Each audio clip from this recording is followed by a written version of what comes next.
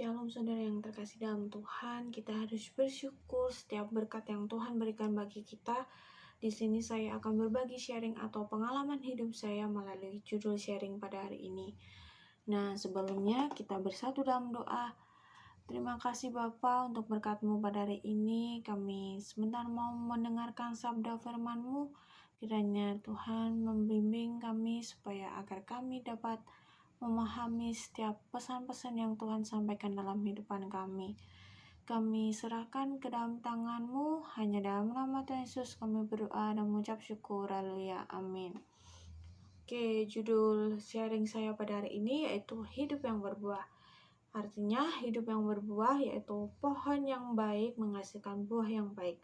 Tetapi jika pohonnya yang tidak baik akan menghasilkan buah yang tidak baik juga. Dan pohon dan buah yang baik harus mencerminkan pohon yang baik juga.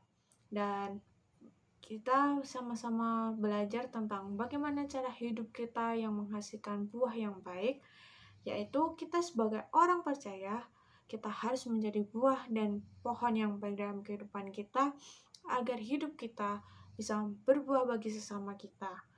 Nah, di sini pada saat kita melewati suatu tumbuhan, kita tidak dapat mengidentifikasi tumbuhan tersebut. Namun, pada tumbuhan tersebut memiliki buah, kita dapat mengidentifikasi buah tersebut. Dan demikian juga dengan kehidupan Tuhan Yesus, yaitu memperlihatkan keahlian mengajarnya dan memakai kebenaran universal buat menerangkan suatu kebenaran rohani. Lukas 6 ayat 43-45.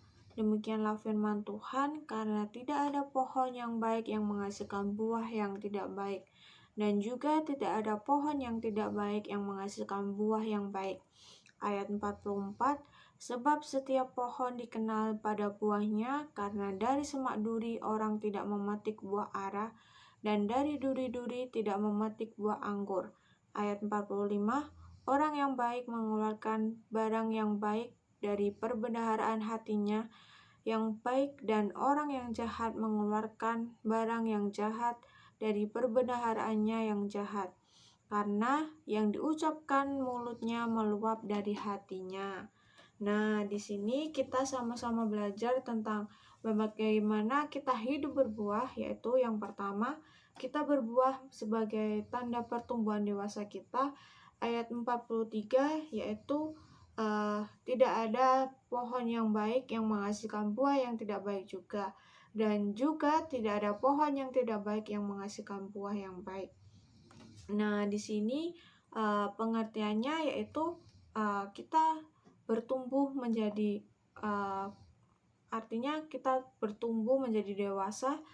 Kita tidak dapat diukur dari umur kita, tetapi tanggung jawab kita. Dan pertumbuhan artinya kita proses menuju dewasa. Terjemahan King James Version yaitu good tree breeds not forth crop fruit, and a crop tree bring forth good fruit. Dan di sini saya mengilustrasikan sebuah pohon mangga. Pohon mangga ditanam dari biji dan tumbuh akar, lalu menjadi tunas, lalu tumbuh menjadi pohon mangga yang dewasa. Setelah menjadi pohon mangga yang dewasa, biasanya akan menghasilkan bunga. Setelah bunganya melakukan penyerbukan, maka pohon tersebut dapat menghasilkan buah mangga. Nah, di sini kita dapat menyimpulkan bahwa setiap pohon mangga yang ditanam dengan tidak baik akan menghasilkan buah yang tidak baik juga. Tetapi jika pohon mangga yang baik akan menghasilkan buah mangga yang baik. Nah, yang poin yang kedua yaitu berbuah adalah cara kita menjadi berkat bagi sesama kita. Ayat 44b yaitu dari semak duri orang tidak memetik buah ara, dan dari duri-duri tidak memetik buah anggur. Nah, di sini pengertian menjadi berkat artinya yaitu melakukan kebaikan kepada orang lain tidak dapat ditawar. Kita wajib memperlakukan manusia sebagai objek karena kita memiliki martabat yang harus dihormati. Nah, ilustrasi di sini yaitu ada seorang anak kecil yang bernama Rani, dan dia disuruh oleh orang tuanya untuk membelikan sebuah roti untuk keluarganya yang ada di rumah. Lalu di tengah jalan Rani melihat seseorang yang sedang kelaparan atau orang pengemis yang sedang mencari makan atau mencari uang di pinggir jalan. Lalu hati Rani mulai tergerak untuk memberikan beberapa roti kepada pengemis tersebut.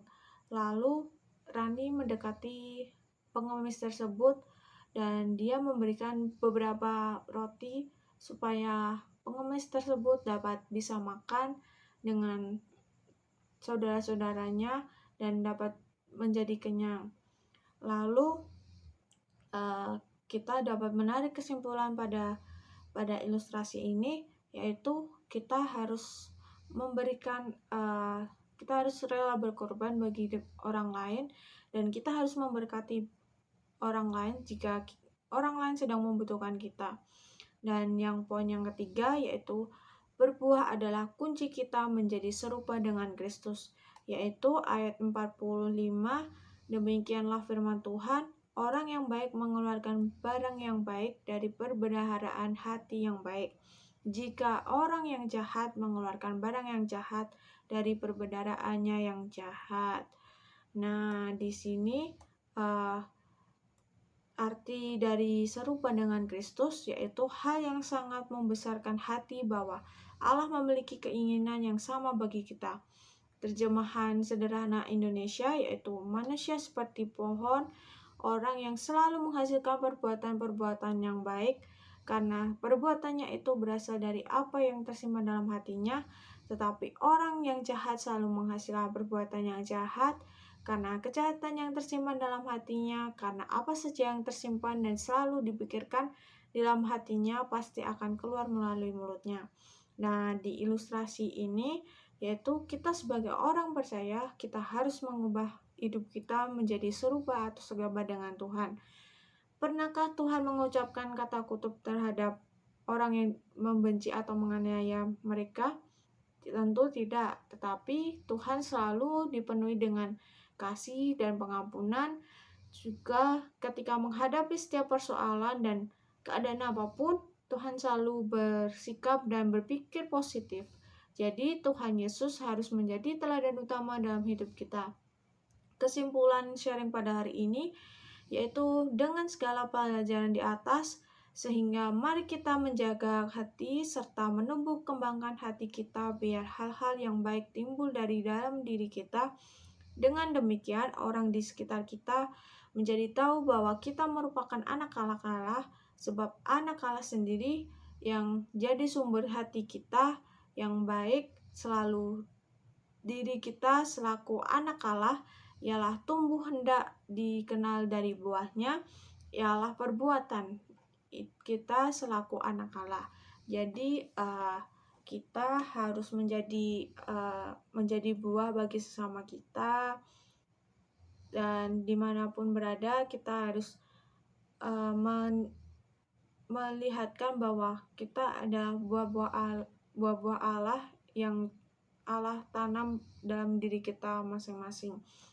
Nah, 3 poin saya hari ini yaitu berbuah adalah tanda pertumbuhan dewasa. Yang kedua, pertumbuhan adalah cara kita menjadi berkat bagi sesama kita.